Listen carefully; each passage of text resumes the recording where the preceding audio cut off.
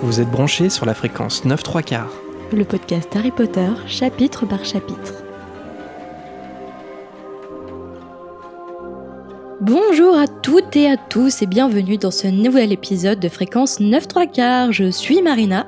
Et je suis Jérémy.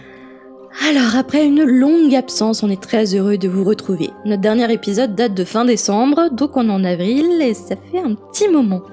Bon, je crois qu'on va se lancer tout de suite, on va répondre tout de suite à la question qui nous a été posée des centaines de fois. Pourquoi avez-vous pris une pause ? Alors, qu'est-ce qu'on va dire ? C'était pas des vacances. En réalité, on a pris l'argent du Tipeee et on s'est installé à Dubaï. Et on se reconvertit en influenceur. Donc prochainement, on va faire un Insta, Marina et Jérémy Dubaï. Donc ça va être sympa. Non, en vrai, j'ai fait quelques séjours à Sainte-Mangouste pendant 2-3 mois. Donc du coup, c'était pas le moment propice et plus pas le lieu pour enregistrer un podcast. Donc voilà, malheureusement, on a pris une pause qui était un peu, même beaucoup imposée. Et aujourd'hui, on est à nouveau en forme et puis on est très heureux de reprendre le podcast. C'est ça, on a fait plusieurs allers-retours à Sainte-Mangouste, mais on est retourné à Poudlard. Voilà, donc prêt à enregistrer.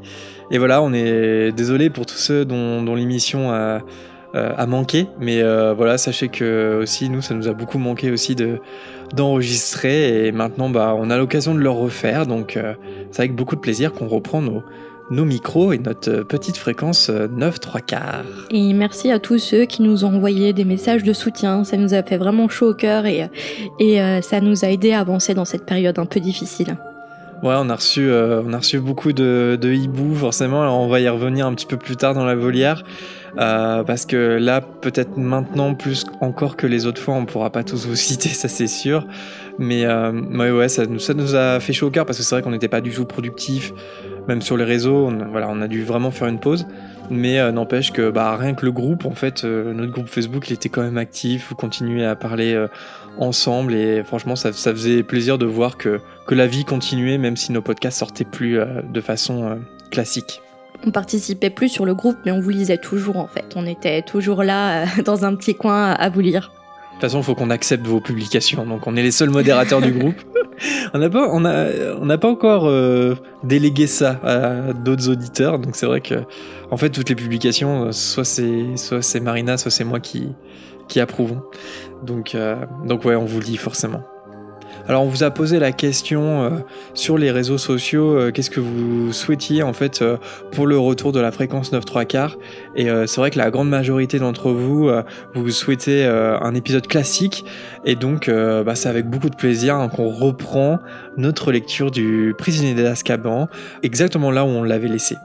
Et on n'était pas allé très loin puisqu'on en était au chapitre 1, Hibou Express, pendant lequel Harry reçoit son courrier d'anniversaire de la part de Ron, Hermione ou encore Hagrid, et sans oublier la traditionnelle lettre de rentrée de Poudlard. Mais avant de retourner dans son école préférée, Harry doit bien entendu continuer de subir les vacances d'été chez les Dursley jusqu'au bout, d'autant que ces vacances vont s'avérer particulièrement pénibles avec une invitée surprise, l'horrible Tante Marge, qui va prendre un malin plaisir à jouer avec les nerfs de Harry. Est-ce que Harry va réussir à se contenir jusqu'à la rentrée ? Il y a des doutes, mais en tout cas, une chose est sûre, c'est que la Tante Marge ne va pas regretter le détour. Et on espère que vous non plus, vous ne regretterez pas le détour, ou plutôt le retour de notre fréquence 9/3/4. Ouh. Et bien sûr, on ne perd pas les bonnes traditions et on retrouvera certains de vos hiboux dans la volière en seconde partie de podcast. Ready à retrouver Harry ? Oh que oui. C'est parti.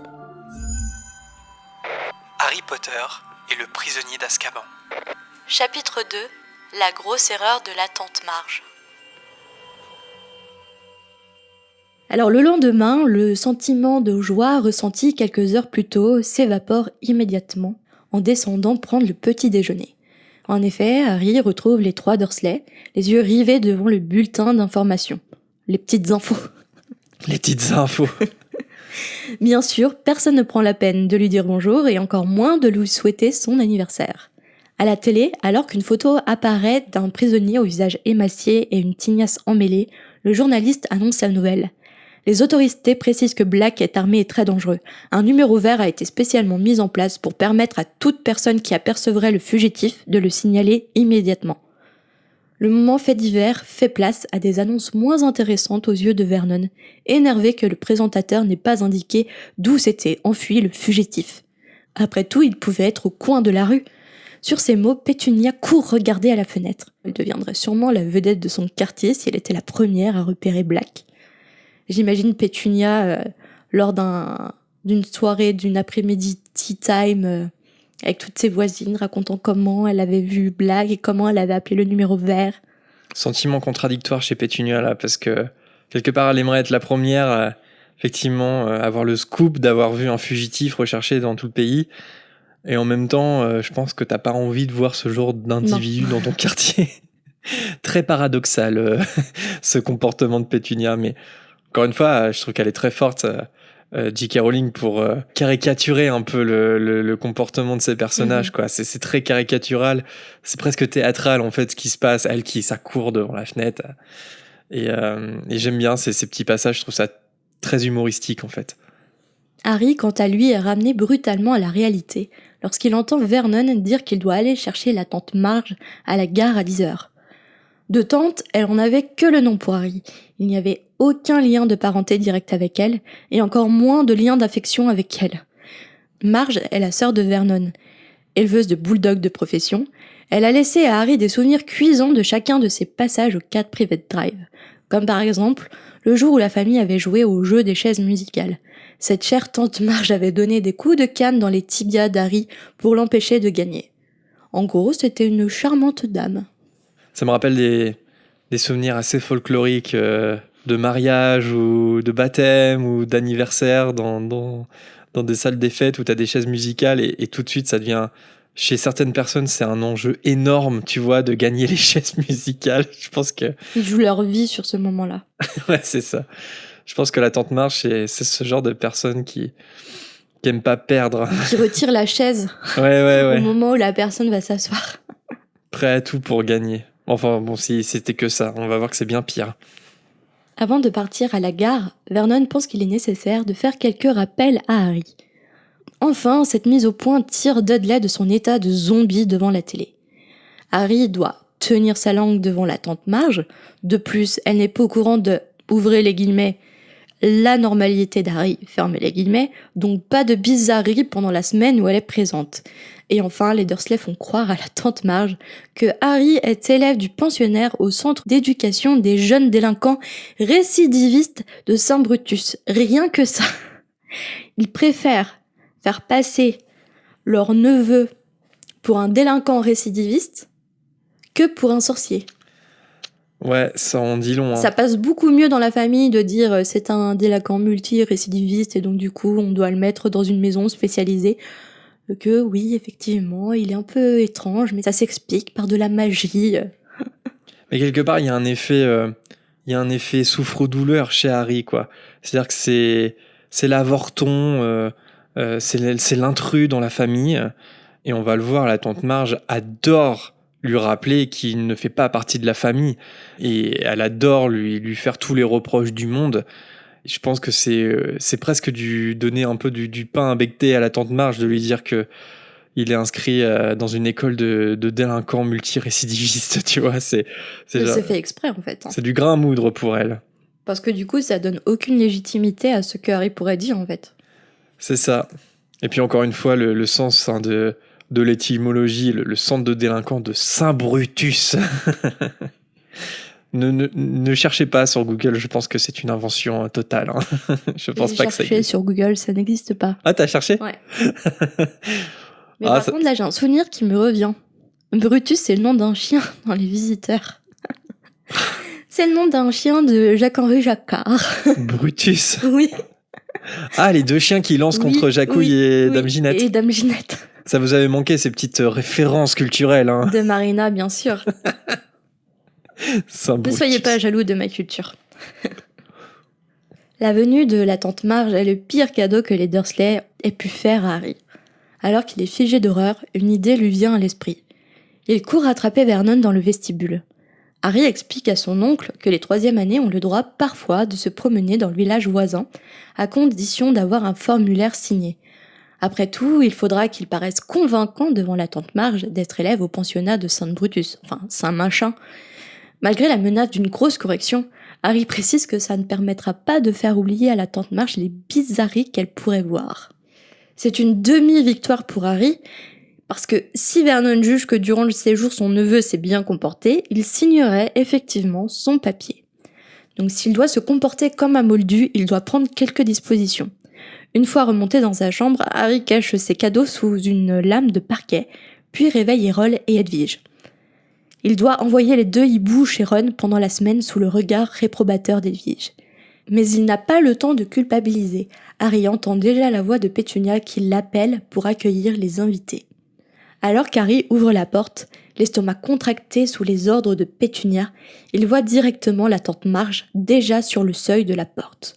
En gros, physiquement, elle est la version féminine de Vernon, avec en plus un vieux bulldog qu'elle tient sous son bras. Dudley se laisse saisir par la tante Marge sous la promesse d'un beau billet. Harry, lui, il a juste gagné le droit de se prendre la valise dans le ventre.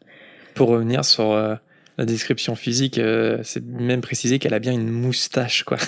comme l'oncle Vernon. Moins garnie, certes, mais présente quand même. Quand on était petit, on s'est tous fait embrasser au moins une fois par une vieille dame qui avait de la moustache qui piquait. Ah, ça pique. Ça fait presque une sensation un peu électrique de se prendre un coup de jus.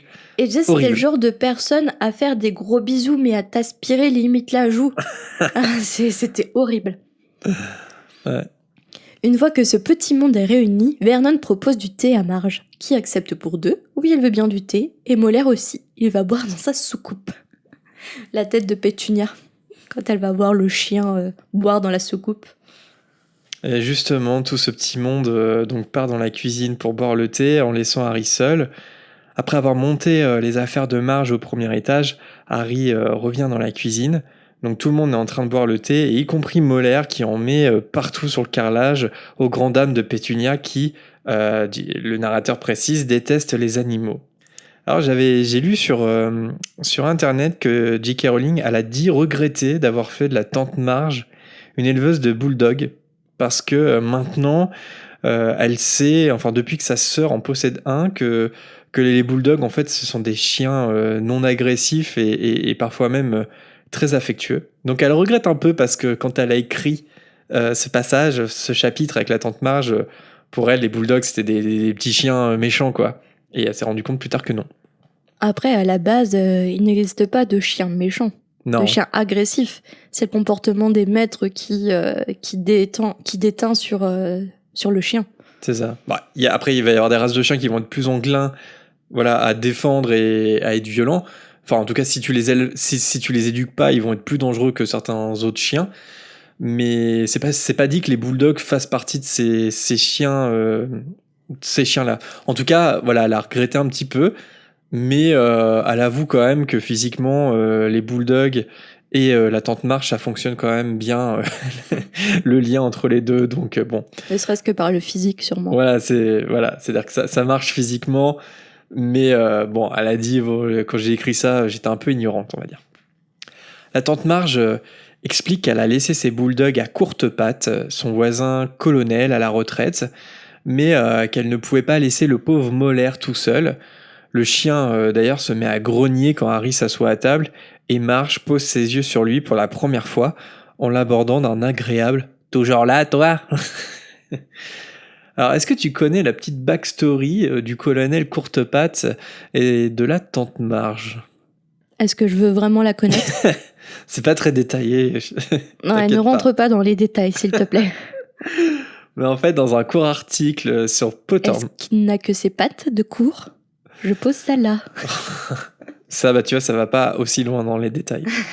Ça vous avait manqué, hein ? Vous avez voulu notre tour, et ben vous l'avez. En tout cas, dans un très court article qui avait été publié sur Pottermore, qui est maintenant disponible sur le Wizarding World, bien sûr, on a appris que Marge est en fait secrètement amoureuse de son voisin, le colonel Courtepatte, et que malheureusement, ses sentiments sont pas du tout réciproques, en tout cas chez le colonel. parce que ce colonel Courtepatte la déteste, et c'est pas très compliqué de comprendre pourquoi, vu l'horrible caractère qu'elle a. Et du coup, cet amour qui n'est pas réciproque, ça expliquerait en partie la personnalité exécrable de la tante Marge. Voilà, parce qu'elle aime secrètement son voisin qui ne lui rend pas. Voilà. Donc voilà, ça a fait l'objet d'un petit article comme ça sur Pottermore à l'époque. Je trouve ça pas mal parce que c'est vrai que ni la tante Marge ni le colonel Courtepatte vont revenir plus tard dans l'histoire. On sent en fait à la lecture de ce chapitre effectivement que ça colle parce qu'il revient plusieurs fois, elle cite plusieurs fois le colonel Courtepatte. Et on sait que J.K. Rowling aime bien créer des backstories, même sur des personnages très secondaires ou sur des éléments de l'histoire qui sont insignifiants presque. Et là, c'est le cas. Alors la tante Marge ne se retient pas de dire à Harry qu'il peut s'estimer heureux que Vernon et Pétunia l'aient recueilli parce que elle l'aurait tout simplement pas fait. Harry, à ce moment-là, il pense à son autorisation de sortie à Préolard pour éviter de répondre, et la tante Marge prend son sourire comme de l'insolence. Vernon informe Marge que Harry est scolarisé donc à cette fameuse école de Saint-Brutus, et elle approuve ce choix d'école particulièrement parce que les châtiments corporels y sont souvent utilisés. Et d'ailleurs, face au comportement de Harry, elle juge que visiblement il n'est pas assez puni, et elle conseille à Pétunia d'écrire au directeur pour que Harry soit, je cite, fouetté sans la moindre faiblesse. Alors la tante Marge, elle est tellement horrible que en fait elle humanise presque les Dursley quoi. À ce moment-là, c'est un petit peu étonnant ce qui se passe. Et d'ailleurs, comme on l'a déjà dit, en fait, il lui cache la vérité sur Harry. Elle sait pas que c'est un sorcier. Et il préfère inventer des gros mensonges plutôt que de lui dire la vérité. Et j'ai une question pour toi. À ton avis, comment elle réagirait si elle apprenait que Harry était un sorcier ? Je pense qu'elle aurait lutté plus fort que son frère, que Vernon. Elle l'aurait pas laissé aller à Poudlard ou elle aurait refusé de le prendre chez elle pour les vacances. Je pense qu'elle est un cran, voire 2 crans, plus méchante que Vernon. Je pense qu'elle n'en aurait rien eu à faire des menaces, entre guillemets, de Dumbledore, de la lettre, etc. Et toi, t'en penses quoi ? Ouais, je pense que même sans ça, de toute façon, elle le dit, moi je t'aurais pas recueilli, je t'aurais emmené directement à l'orphelinat. Oui, elle aurait même pas pris le bébé, oui, c'est vrai. Donc sorcier ou pas, je pense qu'elle l'aurait pas fait. Après, ouais, je me pose vraiment la question, vraiment en tant que tante, entre guillemets, Marge, comment elle réagirait si elle apprenait que son frère et Pétunia recueillent un sorcier, tu vois ? Parce que, bon, on voit bien, les Dursley sont horribles avec Harry parce qu'il est sorcier, qu'il est différent, et qu'il juge qu'il est anormal. Mais quelque part, même s'ils le font mal, ils le font. Enfin, je veux dire, ils le recueillent chaque été et Harry, il part à Poudlard. Mais la tante Marge, s'il lui cache la vérité, c'est que elle serait pire qu'eux, forcément. Mais comment elle réagirait, franchement, ça fait un peu peur, quoi. Pourquoi il lui cache la vérité, quoi ? Après, c'est quand même dur à faire avaler à quelqu'un, même un proche dans ta famille. C'est sûr. Que ton neveu que tu as recueilli, ton neveu orphelin est un sorcier et que tu l'envoies en vacances, en cours à l'école de magie de Poudlard. Je pense que c'est très compliqué à expliquer. Ouais, c'est sûr. Et la tante Marge, je la trouve d'autant plus horrible. Enfin, je veux dire, pourquoi elle est aussi cruelle envers les parents de Harry qu'elle ne connaît pas du tout, tu vois.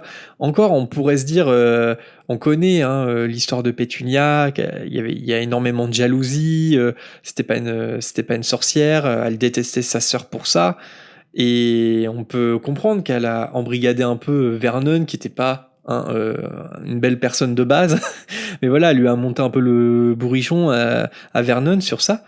Mais la tante Marge, je veux dire, c'est la sœur de Vernon. Pourquoi elle déteste autant ces gens qu'elle n'a probablement jamais vus déjà, et qu'elle ne connaît pas ? Elle est méchante de base. Ouais. Et puis je pense que Vernon et Pétunia ont fait une sacrée réputation à Lily et à James. Ouais. Ouais. Comme on va le voir plus tard dans le chapitre. Je n'ose imaginer l'éducation qu'ont dû avoir Vernon et Marge quand ils étaient enfants. Ça se trouve, ils ont eu une enfance terrible pour devenir les adultes. Même pas terrible, regarde Dudley. Bon, à la fin, il s'améliore un peu en étant adulte. Très différent de ses parents, Dudley. Différent de ses parents parce que... Enfin, à la fin. Tout à la fin, et Il n'a pas eu le même parcours que ses parents non plus face à la magie. Mais Dudley, par exemple, il aurait pu très bien finir comme son père ou sa mère. Hein. Ouais. Petit enfant gâté, nourri à la télévision et nourri dans la haine des gens qui sont anormaux, entre guillemets, alors que déjà on sait même pas ce que c'est la normalité. Moi, j'ai toujours pensé que... C'est facile de devenir un con. J'ai toujours pensé qu'il y a eu un choc avec Dudley dans l'Ordre du Phénix quand Harry le sauve des détraqueurs. J'ai l'impression qu'il y a eu une fracture à ce moment-là. Et ça, enfin, c'est quelque chose qui est un petit peu suggéré dans les Reliques de la Mort, c'est que effectivement Dudley, c'est peut-être celui-là qui a le plus d'affection pour Harry à la fin. Enfin, en tout cas, quand il devient jeune homme et que c'est plus un enfant pourri gâté, je pense que ça devient une meilleure personne que ses parents. Et encore une fois, il n'y a aucun déterminisme dans Harry Potter. C'est pas parce que tes parents sont cruels que tu deviens cruel. Non, mais ça peut aider, entre guillemets. Oui, par contre, voilà. Mais je trouve que Dudley arrive à s'en sortir. Et puis, je crois que dans l'Enfant Maudit, je crois qu'il est fait mention de Dudley, comme quoi il a gardé la couette dans laquelle était emmitouflé le bébé Harry. Enfin, voilà, tu vois, elle a rajouté une couche là-dessus sur le fait que Dudley avait de l'affection pour Harry. Après, voilà, si Marge et Vernon ont une enfance horrible, ça n'excuse rien, mais je pense qu'il y a quelque chose quand même, parce qu'ils sont tellement horribles que les deux là, que voilà, quelle enfance ils ont eu, je ne sais pas. Alors avec la présence de la tante Marge, Harry réalise finalement que la vie chez les Dursley n'est pas si terrible que ça en temps normal lorsqu'elle n'est pas là, parce que la plupart du temps, son oncle ou sa tante l'ignore tout simplement. Mais Marge, elle tient à rabaisser Harry à longueur de temps, sans s'arrêter de le comparer au magnifique et parfait Dudley. Elle avance même des théories sur les raisons qui font de Harry un enfant médiocre. Un jour, elle se met à le comparer à son élevage de bulldogs, en disant que s'il y a une tare chez la mère, par exemple, on retrouve souvent la même tare chez les chiots. Alors la remarque, elle est tellement insultante que Harry perd son sang-froid, et le verre de vin de la tante Marge lui explose dans la main à ce moment-là. Et heureusement pour lui, Marge ne soupçonne rien et elle explique qu'elle a seulement une bonne poigne. Sauf que Vernon et Pétunia sont pas très dupes sur ce qui s'est passé. Une fois seul après ce petit incident, Harry il tente de se calmer parce que s'il perd à nouveau son calme, c'est pas seulement Préolard qui risque de lui passer sous le nez, mais carrément sa scolarité à Poudlard parce que évidemment, il n'a pas le droit d'utiliser la magie en dehors de l'école, volontairement ou non d'ailleurs.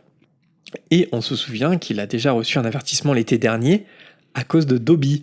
Donc bref, il est sur la sellette, donc il faut vraiment qu'il se calme et qu'il n'utilise pas du tout la magie chez les Dursley. Pendant les 3 jours suivants, il adopte une technique assez efficace à chaque fois que la tante Marge essaye de le provoquer. Il pense fort au manuel d'entretien des balais que lui a offert Hermione pour son anniversaire.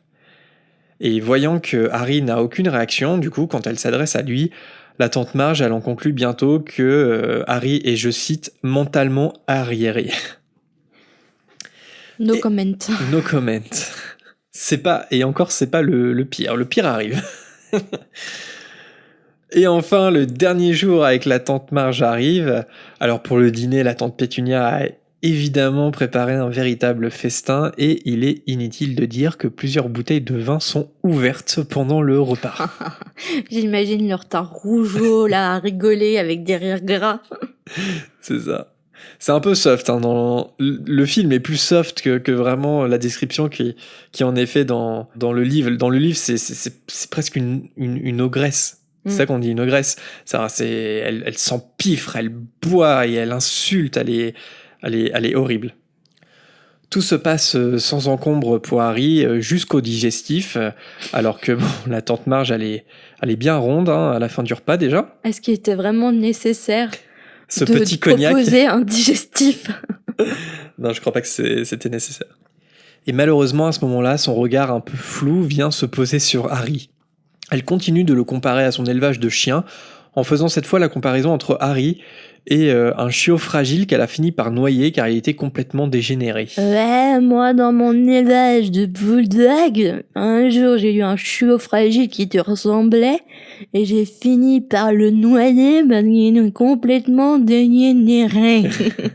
Voilà la réalité. Ouais, c'est ça. D'ailleurs, dégénéré, c'est cité dans le texte, évidemment, c'est pas moi qui le dis. Et elle a même pas noyé le chiot elle-même, elle a demandé à son colonel Courtepatte de le faire. Donc en plus, elle est lâche. Elle le fait même pas elle-même. Enfin, c'est horrible. Tout est horrible de toute façon dans ses arguments.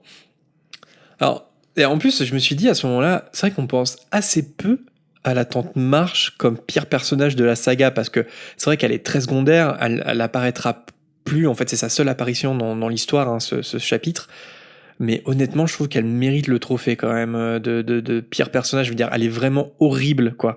Et je me demande même si elle s'entendrait pas bien avec Ombrage, même si c'est une sorcière, tu vois. Genre, les deux ensemble, j'imagine même pas le cocktail explosif que ça peut donner, quoi. Moi, j'imagine même pas la tante Marge dotée de pouvoirs magiques. Bah, c'est Ombrage, en fait. Ah, pire même. Ouais, c'est... Ah, tu me diras, Ombrage, elle a ce truc où elle aime faire mal aussi. Elle aime blesser, elle aime torturer. Et je trouve que la tante Marge, elles ont beaucoup de points en commun, je trouve, les deux. Je pense que les deux pourraient être complémentaires. On a un bulldog et puis un crapaud. Peut-être que la tante Marge serait le cerveau derrière Ombrage et Ombrage exécutrice. Je vois un peu un duo comme ça. Ouais. Le bulldog et le crapaud. La nouvelle fable fanfic de Harry Potter. Alors que Harry tente du mieux qu'il peut de se concentrer sur son manuel d'entretien des balais, Marge continue avec ses insultes. Elle répète que le problème vient du sang. Elle dit qu'elle a rien contre la famille de Pétunia, mais sa sœur, donc la mère de Harry, elle avait une tare, et malheureusement, ça arrive dans les meilleures familles. Et de plus en plus, la grosse voix de Marge prend le pas sur le manuel dans la tête de Harry. En se resservant du cognac à foison... Au moins, elle a bien digéré après. Ouais, elle a très très bien digéré. Enfin, je sais pas, parce que vu ce qui lui arrive, je sais pas.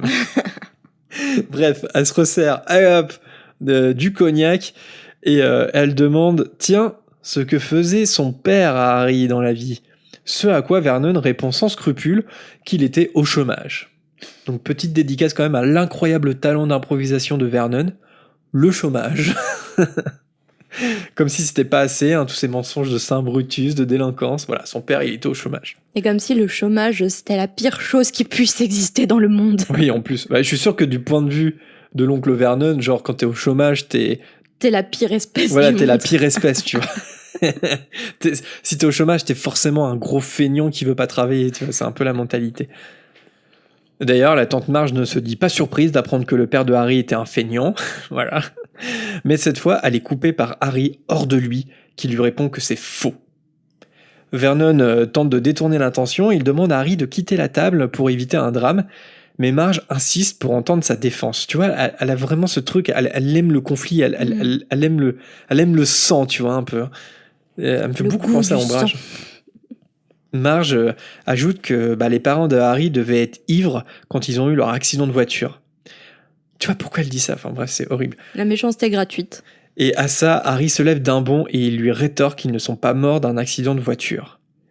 La tante Marge l'insulte de petit menteur et elle l'accuse d'être un fardeau pour une famille honnête et travailleuse comme celle des Dursley. Qui font la vraie Angleterre. Voilà, pas les chômeurs comme ton père qui était ivre quand il a tué sa femme dans l'accident de voiture.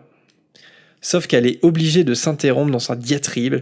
D'abord, elle paraît gonflée à cause de la fureur qu'elle a en elle, mais en vérité, elle est vraiment en train de gonfler.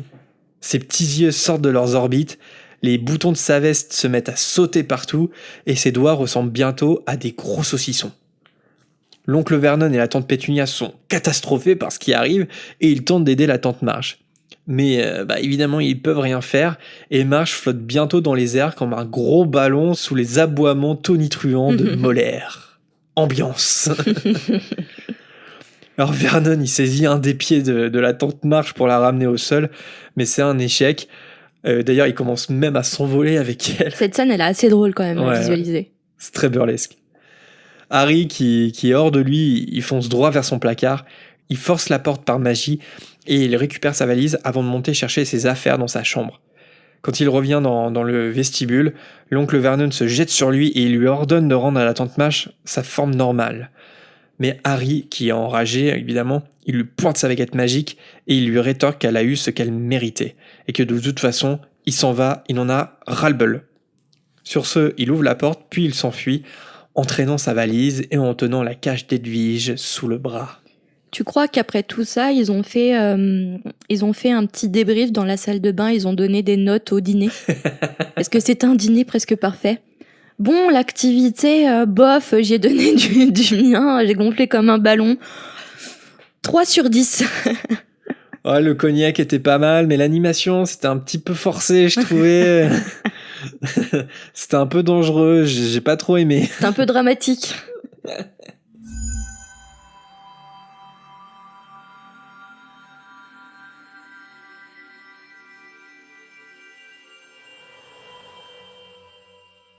Bon, et je crois qu'on a déjà terminé ce chapitre 2. Merci Jérémy.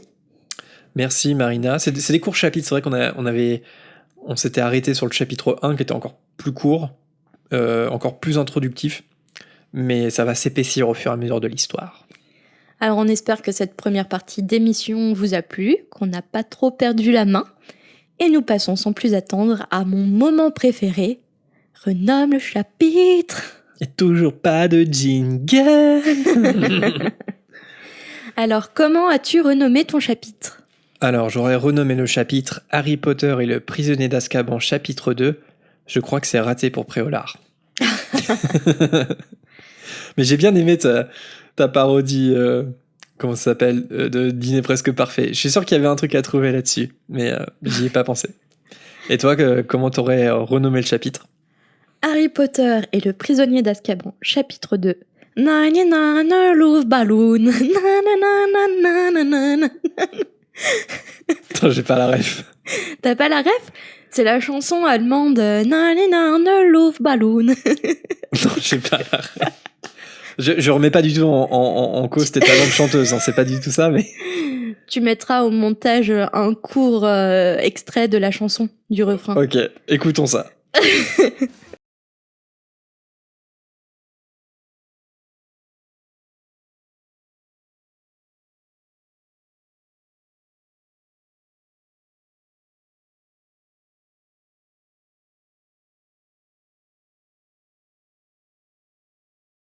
Non, mais... Comment tu voulais que je reconnaisse avec ton imitation? C'est pas possible, quoi. D'accord, mais je pense que c'est assez... 83. 83 ? Ouais, je crois que c'est les années 80. Ah ouais, mais d'accord, les 83, bah oui, c'est vieux. C'est une super chanson. Oui, je sais que je pourrais pas être pris à The Voice, mais dites-moi en commentaire quand même, c'était pas si catastrophique, non? Ah, c'était... Ouais. C'est Jean-Michel à peu près. Jean-Michel à peu près, exactement. Bon, on va passer ce moment pas très glorieux pour moi, et on va passer au meilleur personnage du chapitre. Qui est pour toi? Ouais, c'était un peu compliqué sur le chapitre, hein, parce qu'il y en a pas beaucoup, ils sont tous horribles. Sauf Harry. Hein? Sauf Harry. Bah ouais, j'ai choisi Harry du coup, parce aussi. que c'est un peu le choix par défaut. Et puis j'aime bien comment il fait éclater sa colère, parce que des fois c'est bon, hein, de lâcher ses nerfs, quoi. Bah il a essayé en tout cas. Ouais, il a essayé. Il a lutté. À bon point. Il a lutté et il a pas réussi. En même temps, c'est pas facile devant une personne comme Marge. Je pense qu'on aurait tous craqué au bout d'un moment, et je pense que j'aurais craqué beaucoup plus vite. Oui, puis c'est pas juste des petites provocations comme ça de collégiens. C'est des insultes absolument horribles sur sa famille. Enfin, c'est terrible. Comment tu veux garder ton sang-froid? Impossible, quoi. Donc Harry, chapeau à toi d'avoir essayé de lutter. Bon bah, moi aussi c'est Harry, et pour les mêmes raisons que toi. Donc je pense qu'on va passer à la volière.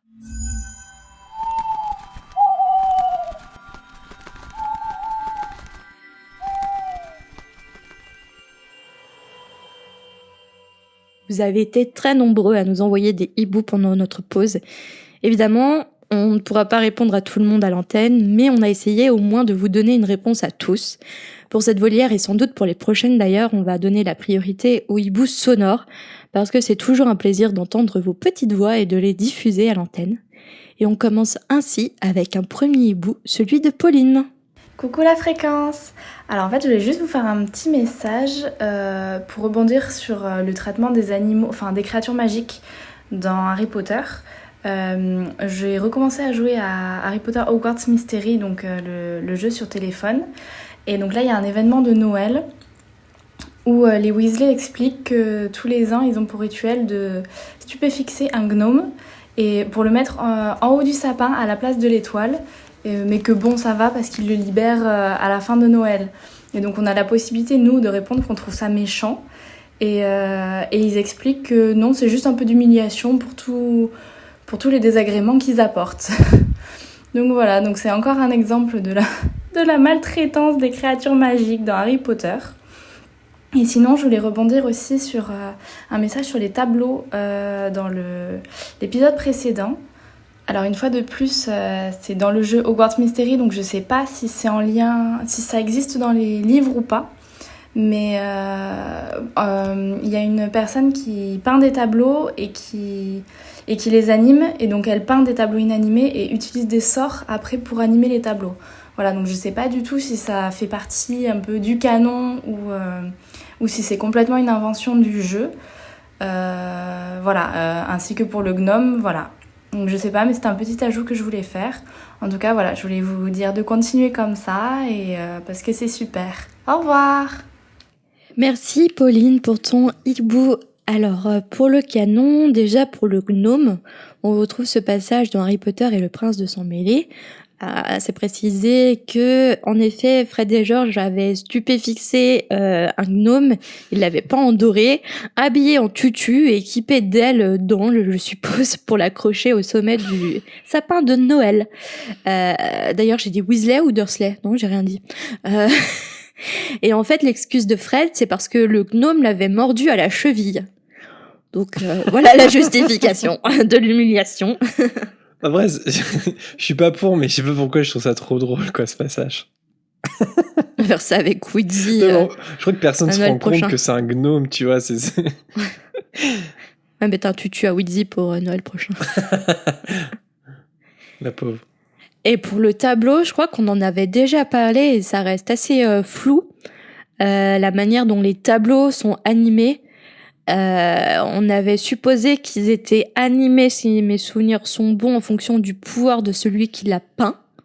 Mais en fait, on n'a pas de précision, de réponse apportée par J.K. Rowling. Ouais, là, pour le coup, s'il y a ça dans Hogwarts Mystery, c'est un ajout du jeu, parce qu'on n'a pas plus d'infos, donc on ne sait pas si c'est des sortilèges ou quoi. Si le jeu le présente comme ça, bah pourquoi pas. Et je vais peut-être refaire un tour sur ce jeu-là, Hogwarts Mystery. Ouais, peut-être. J'ai lâché complètement, comment ça s'appelle, Spell and... Bah, le jeu de casse-tête, quoi. Je sais plus. Je sais plus comment ça s'appelle. J'ai lâché un peu. Et c'est vrai que je me lasse très vite des jeux Harry Potter ou des jeux mobiles. Et c'est vrai que ça m'intéresse pas trop sur le long terme.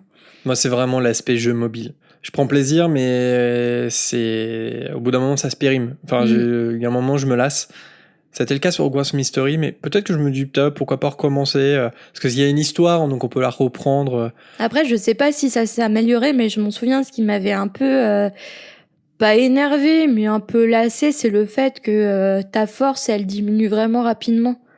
Ouais, t'as besoin d'énergie, je crois. Faut taper, t'as besoin d'énergie, et si tu n'achètes pas, il faut attendre tant d'heures pour... Ah, ça m'énerve ces jeux qui te forcent un peu à acheter, ou tu n'avances pas tant que tu n'achètes pas...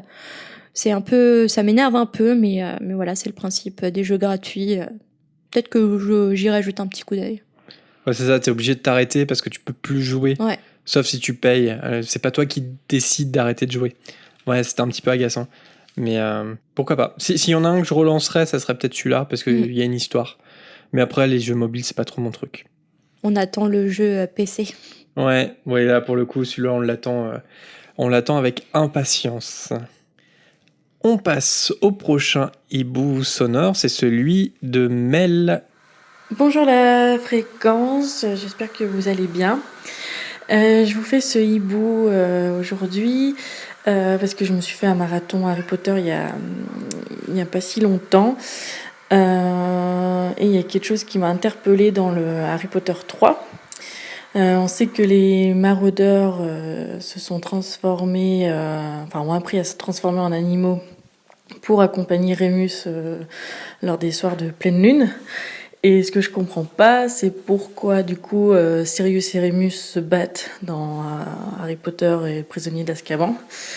Et aussi, du coup, pourquoi Rémus n'a jamais voulu manger queue de verre et corne-de-rue, alors que bon, c'est des animaux plus faibles qu'un loup-garou.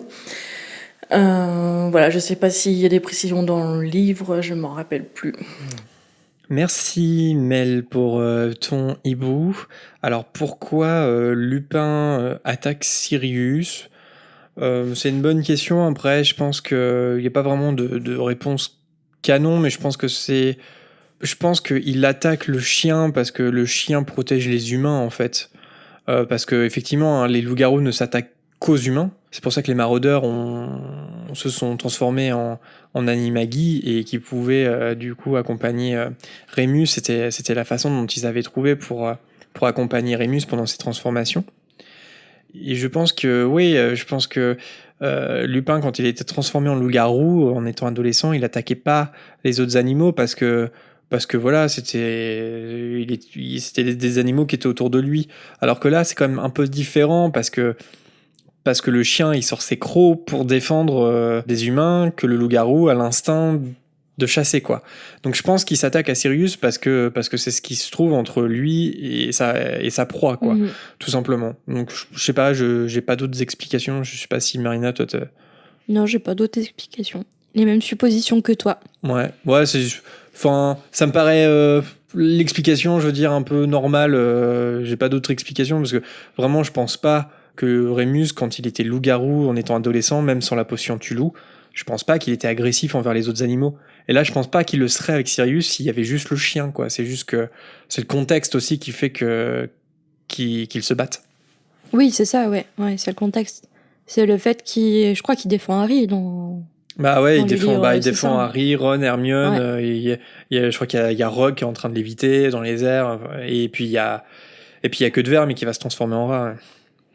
Nous passons au hibou sonore d'Alexandra. Bonjour la fréquence. Aujourd'hui, je vous envoie ce hibou sonore déjà pour vous dire que j'adore ce que vous faites et aussi pour que vous défendiez un personnage qui est trop détesté et injustement détesté. Par exemple, moi, je défendrais la Van Braun parce que c'est juste une ado immature, mais elle s'est pourtant battue vaillamment à la bataille de Poudlard. Et du coup, je trouve qu'elle est injustement détestée parce qu'elle a rien fait de mal. Et du coup, voilà. Merci d'avoir écouté ce hibou et continuez comme ça, j'adore ce que vous faites. Merci à toi, Alexandra, de nous écouter et d'avoir donné une question qui est vraiment très dure pour moi. J'ai réfléchi et je vais essayer, je dis bien essayer, de défendre Drago Malfoy. C'est le seul que je peux à peu près défendre. Non mais oui. Alors, pour sa défense de jeune petit con à l'époque de la scolarité d'Harry, il a été élevé dans un entourage adorateur de la magie noire. Son père était un mange-mort, donc on peut légitimement supposer qu'il a toujours entendu que le bon côté était celui de Voldemort. De prime abord, pour lui, c'était un honneur d'être un mange-mort. Son père était fier de lui, il lui faisait honneur.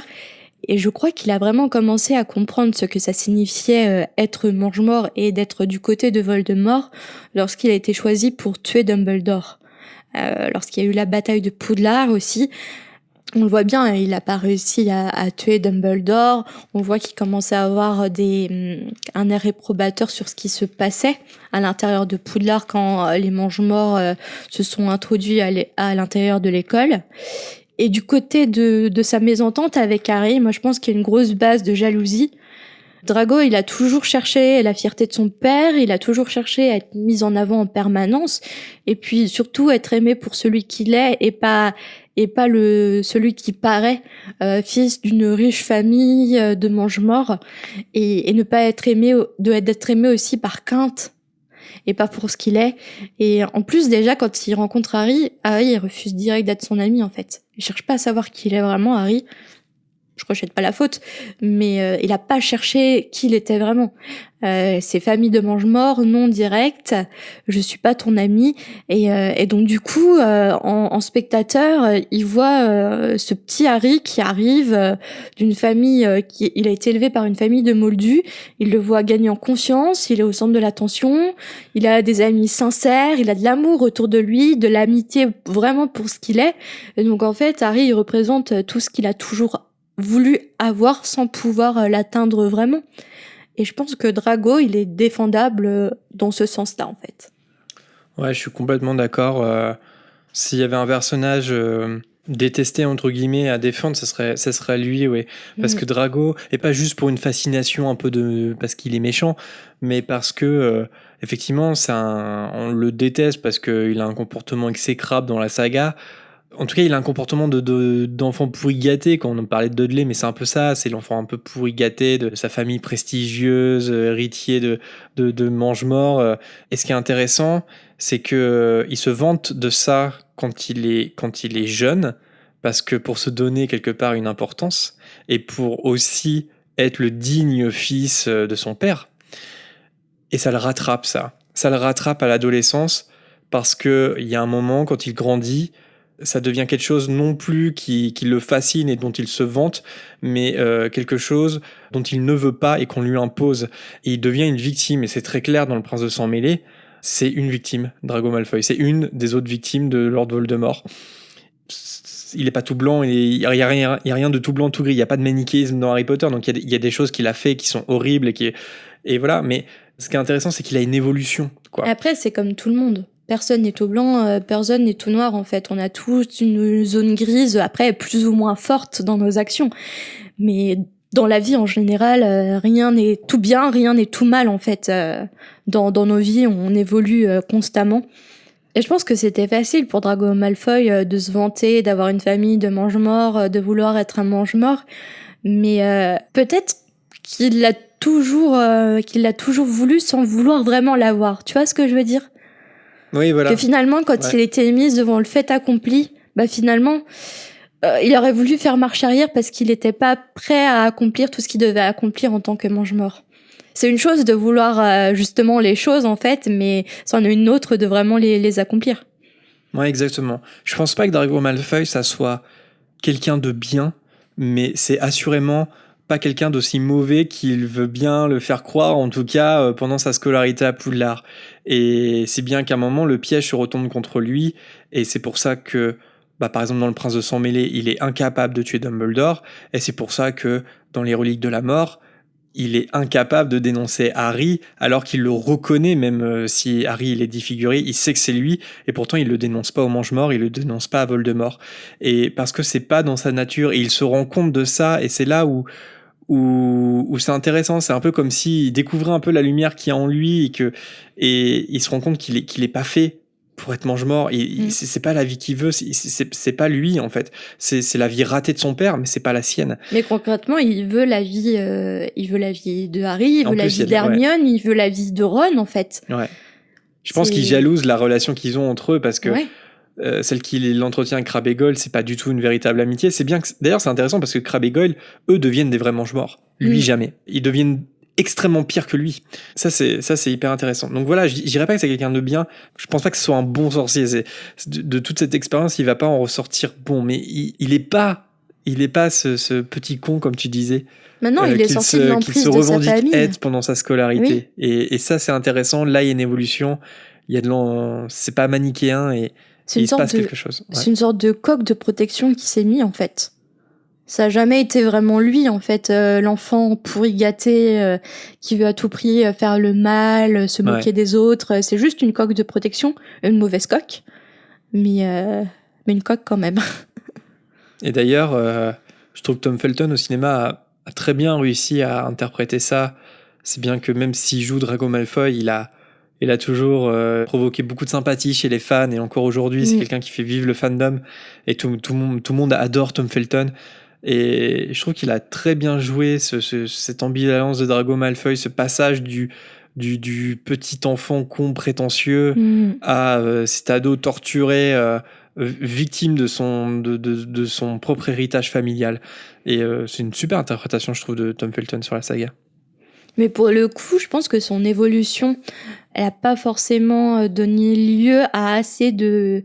Après, le livre était déjà gros, mais assez de détails par J.K. Rowling. Je trouve qu'elle est quasiment autant, voire peut-être plus intéressante que l'évolution d'Harry. Peut-être moins énervante. Tu vois ce que je veux dire ? Tu pourrais presque réécrire la saga sur le point de vue de Draco Malfoy. Ouais. Parce que Harry, concrètement, déjà été fait en dans son fanfic, évolution, il a des phases où tu as juste envie de le frapper. Bon, la violence n'est pas une solution, mais t'as envie de lui crier dessus, c'est horrible. La vie de Harry n'est pas facile, mais parfois il la complique de lui-même. Après, Drago, tu le vois peut-être peu, mais t'as envie... de lui donner 2-3 gifles quand même, tu vois. Ouais, mais son évolution, je sais pas, elle m'intéresserait quasiment peut-être un peu plus que celle d'Harry, tu vois. Ça mériterait une réécriture du point de vue de Drago. La psychologie peut être super intéressante. Bah surtout à partir du 6 peut-être, ouais. Comment il s'émancipe d'en fait l'influence de sa famille de mange-mort, et puis aussi qui s'émancipe de son désir à vouloir à tout prix avoir la fierté de son père, tu vois, c'est des cas vraiment psychologiques où il y a des écrits sur ça, donc ça peut être intéressant. C'est ça, ouais, il croit perpétuer la noblesse de son père, et en fait, je pense qu'il se rend compte petit à petit que son père, c'est un raté. Et un lâche. Lui inflige le fait que son père est un raté, parce que la mission qu'il doit accomplir dans le Prince de Sang Mêlé, c'est parce que c'est une représaille de Voldemort envers son père. Et là, il se dit, mais en fait, je suis le fils d'un raté, je suis pas le fils d'un lâche, surtout. Voilà, ouais. Bah, Malfoy. Ouais. Encore une fois, tout est dans le nom de famille. Donc voilà, j'espère que ta réponse... que notre réponse t'aura convaincu. Donc toi aussi, tu aurais choisi Drago. Ouais. Bah, en fait, j'avais un peu de mal à choisir un personnage, mais j'avais pensé effectivement à Drago Malfoy. Toi, par exemple, Bellatrix Lestrange. Il y a beaucoup de gens qui l'idolâtrent un peu, mais en fait, c'est juste un cas psychiatrique. Bellatrix, en fait. Ouais, c'est la fascination du mal, quoi, Bellatrix. Ouais, c'est pas du tout... C'est un cas psychiatrique, elle est folle, mais littéralement folle, en fait. Et pourquoi est-ce qu'elle est devenue folle comme ça ? Est-ce qu'elle a une maladie mentale depuis l'enfance ? Ou est-ce qu'elle est devenue comme ça par ses relations ? Enfin, mais il n'y a pas d'explication influence familiale. Là, pour le coup, c'est vraiment psychiatrique. Et c'est une fascination un peu étrange, en fait. Ouais, exactement. Non, mais non, sinon j'avais pensé à une bêtise, mais c'était Mystaigne, tu vois. Mystaigne, c'est qu'un pauvre petit chat, en vrai. Mais bah oui, c'est vrai, elle fait tout pour plaire à son maître. Mais c'est vrai que c'est intéressant la question d'Alexandra, parce qu'on a souvent tendance à faire l'inverse, en tout cas entre nous deux. Et on a souvent tendance à faire l'inverse avec Rogue. C'est-à-dire que Rogue est adulé, et on a tendance souvent à le clasher et à dire mais Rogue, waouh. J'aurais pas pu défendre Rogue. Oui, voilà. J'ai vraiment du mal. C'est ça. Mais l'exercice inverse est hyper intéressant et on n'a pas forcément l'habitude de le faire. Et en tout cas, juste pour rebondir sur le personnage choisi par Alexandra, à savoir Lavande Brown, j'ai vu que la Gazette du Sorcier avait créé un article très récemment sur le sujet. Et effectivement, là pour le coup, c'est l'inverse de Malfoy. C'est vrai que le film a pas du tout rendu justice les films, ont pas du tout rendu justice au personnage. Et c'est vrai qu'il est injustement moqué alors que en fait elle fait vraiment rien de mal, quoi. Et Lavande Brown, ouais, complètement. Mais ça, c'est peut-être plus aussi un truc de faut peut-être lire le livre pour approfondir ce personnage-là, parce qu'il est pas du tout représenté de façon fidèle dans les films. Mais pour le coup de Rogue, tu vois, une fois qu'on aura notre super matériel, ça vaudrait peut-être le coup de faire un épisode spécial avec les auditeurs. Une dispute. Et un débat avec les auditeurs, et du coup, inviter les auditeurs qui trouvent le bon côté qui voient le bon côté de Rogue à nous dire pourquoi, en fait. Et ça peut faire des petits débats assez sympas. Tout à fait. On passe au prochain hibou sonore. Cette fois, c'est celui de Mathilde. Dans Harry Potter et la Chambre des Secrets 2, chapitre 14, Cornelius Fudge, où va le professeur Dumbledore quand il est renvoyé de l'école par Lucius Malfoy? Merci. Merci Mathilde pour ton hibou sonore. On doit dire que c'est une excellente question. Où va Dumbledore? Il a pris un Airbnb à Place Bellecour. Bah, en vrai, moi, je l'imagine pas très loin. Alors, on n'a pas l'info, hein. Il n'y a pas d'info canon là-dessus, mais je l'imagine pas très loin. Par exemple, après Hollard, peut-être. Dans une chambre, peut-être aux 3 balais, tu vois. Genre, il prend une petite chambre aux 3 balais pour garder vraiment le contact avec Poudlard. Et peut-être qu'il boit des bonnes bières au beurre avec son frérot à Belleforce, je sais pas. Mais quand j'entends des jeunes auditeurs comme ça, je réfléchis à toutes les blagues que j'ai pu faire. Et je me dis, oh mon Dieu, j'espère qu'ils comprennent pas. À toutes ces blagues que Mathilde n'a peut-être pas compris. J'espère. Désolée pour les parents de Mathilde. Après, on n'est jamais vulgaire, c'est ça. On sait qu'on On n'est a jamais vulgaire. Non, mais on sait qu'on a un public jeune, enfin une tranche du public qui est jeune, et parce que Harry Potter fascine de façon continuelle les enfants, et c'est extraordinaire. Donc c'est pour ça que bon, des fois, effectivement, on peut avoir un humour d'adulte, mais on reste En toute sobriété. on reste sobre, évidemment, N'est-ce évidemment. pas? Puis c'est pas le but. Donc merci Mathilde, on n'a pas la réponse.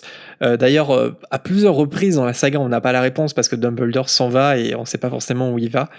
Mais là, ouais, je dirais que dans tous les cas, il voyage pas très loin. Je pense que le plus important pour lui, c'est de pas être à Poudlard, mais de pas s'en éloigner très loin non plus. Mais c'est ça aussi la magie de Harry Potter, Mathilde, c'est que ça laisse ton imagination faire le travail. Donc demande-toi où est-ce que tu voudrais que Dumbledore Se cache ou se cache, soit resté alors qu'il a été renvoyé de l'école par Lucius. Ouais, il n'y a pas de bonne réponse si ce n'est la tienne. Voilà. Et nous passons au hibou sonore de Pierre. Salut la fréquence. Je me lance pour mon premier hibou sonore. J'avais une petite question. D'abord, bonne fête. Parce que je pense que les fêtes seront passées quand vous diffuserez ce hibou ou pas. J'avais une petite question. Est-ce que vous savez qui a été préfet de Gryffondor après Percy? Voilà, bah, continuez ce que vous faites, c'est génial. Salut à vous deux. Merci Pierre pour ton hibou. Et moi j'ai une question. Qui a ouvert la porte? Est-ce que tu as ouvert la porte au chien? Non, c'est pas tout possible. En tout cas, Pierre, on peut te dire que oui, les fêtes sont passées. Hein. Oui. Au jour où on diffuse ton hibou sonore. On n'a pas encore fini tous les chocolats, mais les fêtes sont passées. Ouais, par contre, ça, c'est un enfer. Ah oui, c'est un enfer pour toi. Ah, bien sûr. Bah oui, parce qu'il y en a tout le temps. Donc. Ah oui. Alors, je pense que le préfet en chef connu après Percy, c'est Ted Lupin, le fils de Nymphadora et Remus Lupin. Je sais pas si t'as trouvé une autre information, mais un nom qui pourrait nous dire quelque chose, c'est Ted Lupin en fait. Bah la question c'est, du coup je sais pas si Pierre demande préfet en chef ou préfet tout court. Et même préfet, on sait pas. Parce que en fait c'est ça, ouais, c'est donc il y a que 2 préfets en chef par maison parce que c'est quand ils sont en 7e année. Et en fait non, on sait pas en fait qui est préfet en chef, mais même je vais aller au-delà. Il y a plein de préfets qu'on connaît pas, même à Gryffondor, parce qu'il y a 2 préfets par an. Et donc il y a plein de préfets dont on ignore l'existence parce que ouais, dans chaque maison, quand on calcule bien, il y en a 6 préfets et dont 2 préfets en chef. Et par exemple, pendant l'histoire, on sait pour Ron et Hermione évidemment, et puis on sait pour Percy. Mais qui sont les autres? Par exemple, on sait pas du tout qui est préfet en même temps que Percy et qui est préfet en chef en même temps que Percy. On ne sait pas du tout. C'est une fille parce que c'est toujours un garçon et une fille. On ne sait pas qui est cet élève de Gryffondor. Donc en fait, il y en a plein. 6 préfets par maison, ça fait beaucoup.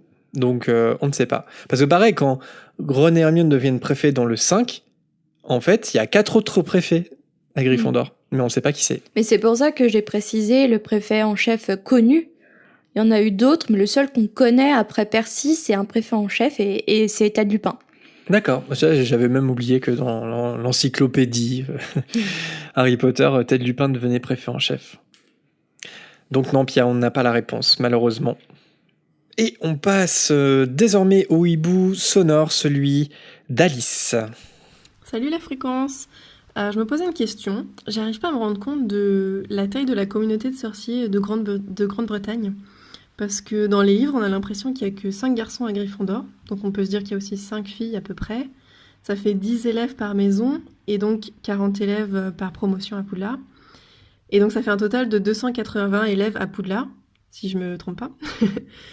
Et je trouve que ça fait vraiment pas beaucoup. Et surtout, c'est un calcul qui m'a surprise parce que dans les films, on nous donne l'impression qu'il y a vraiment beaucoup plus de monde. Par exemple, quand on regarde le public du match de Quidditch dans le 6e film, on a l'impression qu'il y a des milliers de personnes dans le public.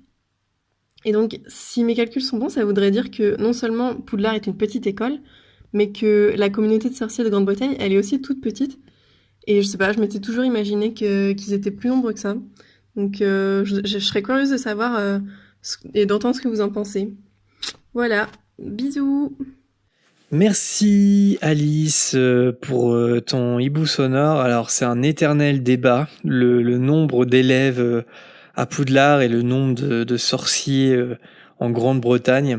Alors on a des infos là-dessus, mais en fait le problème c'est que J.K. Rowling s'est un peu contredit elle-même, comme ça arrive. Hein, sur, C'est bizarre, ça n'arrive jamais.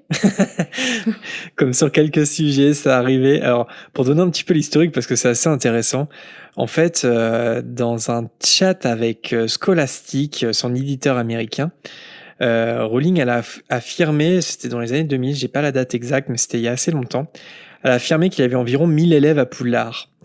Mais c'est bizarre, ça a paru bizarre à beaucoup de monde puisque en fait ça voudrait dire 1000 élèves à Poudlard, ça voudrait dire qu'il y a environ 35 élèves par classe. Or, comme tu l'as bien dit, dans la classe de Harry, il y a seulement 5 garçons. Il y a Harry, Ron, Neville, Dean et Seamus, ils restent ensemble dans le même dortoir. Donc autant dire que c'est impossible qu'il y ait 5 garçons et 30 filles, hein, ça colle pas. donc ça paraissait un peu curieux.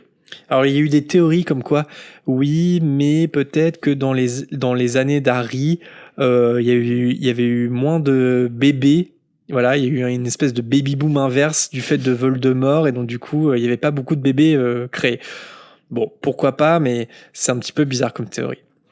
Mais elle est revenue de toute façon un peu plus tard, donc cette fois c'était en 2005, sur le nombre d'élèves. Dans une interview, cette fois c'était avec le site américain MuggleNet, où elle a admis que bon, les maths, c'est pas trop son truc, et que en fait, selon ses calculs, il serait plutôt 600 à Poudlard, et pas 1000. 1000, c'est pas possible. Et donc 600 élèves, si on y réfléchit, ça fait 85 élèves par an, donc à peu près 20 élèves par classe.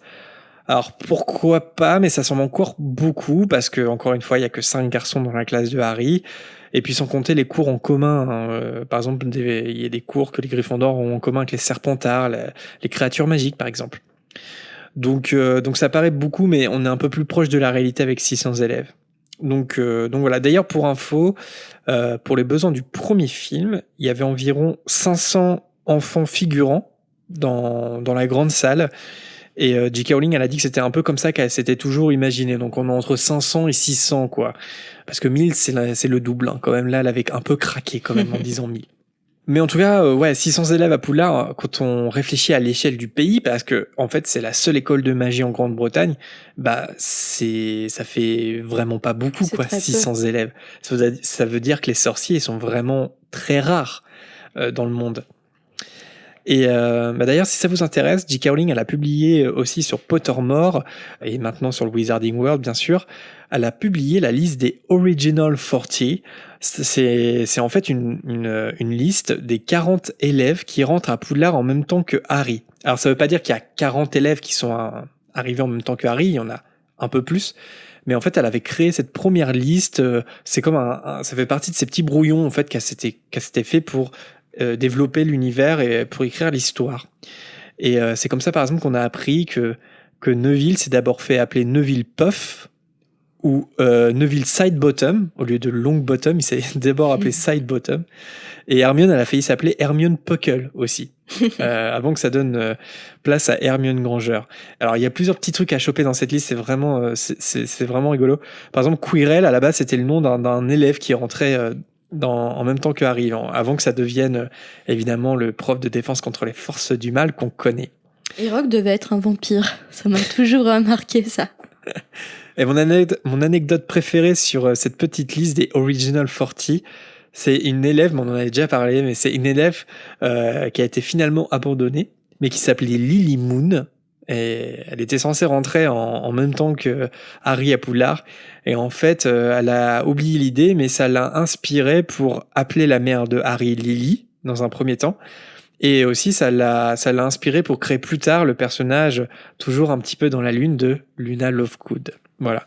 Donc ça, c'était dans l'expo qui lui était consacrée, ce brouillon. Donc voilà, elle avait imaginé à peu près une quarantaine d'élèves qui rentraient en même temps que Harry. En tout, à peu près 600 élèves, mais dans tous les cas, 500, 600 élèves à Poudlard, ça fait très très peu à l'échelle de la Grande-Bretagne. Donc oui, les sorciers sont très rares, on peut dire ça. Et nous passons à notre dernier hibou sonore envoyé par Rose. Bonjour Marina et Jérémy, je vous fais ce petit message vocal parce que j'ai des questions qui me sont venues à l'esprit à propos des fantômes et en particularité de Mimi Géniard.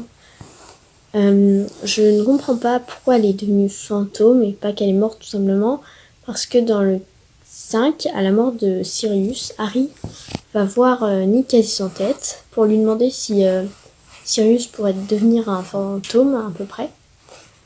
Et Nick quasi sans tête lui explique que il faut faire quelque chose de son vivant, enfin il faut un peu prévoir, faire des rituels ou autre, je crois bien, enfin à moins que, ça fait longtemps que je l'ai pas relu. Et du coup je me dis qu'une adolescente au collège Poudlard a prévu de mourir, enfin c'est un peu louche.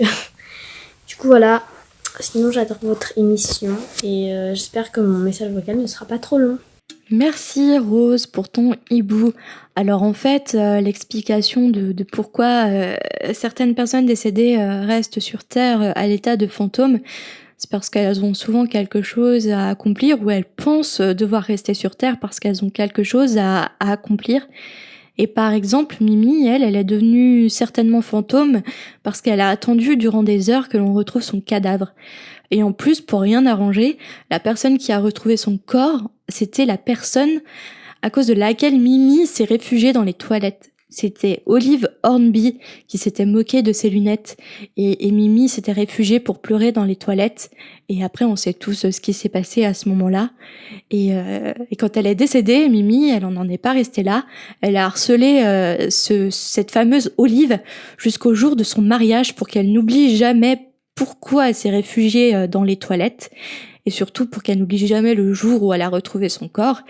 Et en fait, elle l'a harcelée jusqu'à ce qu'on la menace de la dénoncer au ministère par le professeur Dipet. Et Dumbledore, malgré tout, donc Dumbledore déjà à l'époque il était altruiste, il a réussi à convaincre le directeur de Poudlard de lui permettre de rester à l'école. Et en fait, c'est comme ça qu'elle s'est retrouvée à hanter les toilettes du 2e étage. Voilà pour la petite histoire. Ouais, en fait, Mimi, elle est restée fantôme par esprit de vengeance, en fait. Je crois qu'on avait déjà dressé son portrait dans un ancien podcast. Donc ouais, elle avait des raisons en fait de rester en tant que fantôme. Après, c'est vrai que je me pose la même question que Rose, dans le sens où quand Nick explique à Harry pourquoi Sirius reviendra pas en tant que fantôme, il semble dire quand même que il y a une préparation du temps du vivant de la personne pour devenir fantôme au moment de la mort. En tout cas, parce qu'il dit Sirius, il reviendra pas en tant que fantôme. Et quelque part, il dit ça parce qu'il dit comme s'il n'avait pas fait quelque chose au temps de son vivant pour qu'il devienne in fine un fantôme. C'est un peu flou, hein, cette discussion avec Nick quasi sans tête. Mais si c'est le cas, si un sorcier doit faire quelque chose du temps de son vivant pour s'assurer de devenir fantôme, c'est vrai qu'on peut se poser la question pourquoi Mimi Géniard l'aurait fait avant que Oliver Hornby se moque de ses lunettes. Après, c'est la théorie de Nick quasi sans tête, peut-être, sûrement.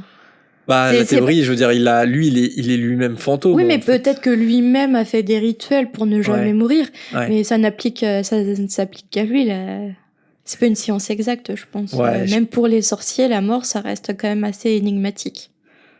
Et puis, je trouve que, oui, ça se trouve, il y a quelque chose de presque un peu automatique. Enfin, je veux dire, peut-être que ce choix de devenir fantôme, il se fait au moment de la mort, il peut se faire au moment de la mort, et c'est ce qui est arrivé à Mimi. Surtout que son corps, il y a eu du temps et puis il n'a pas été trouvé dans de bonnes conditions.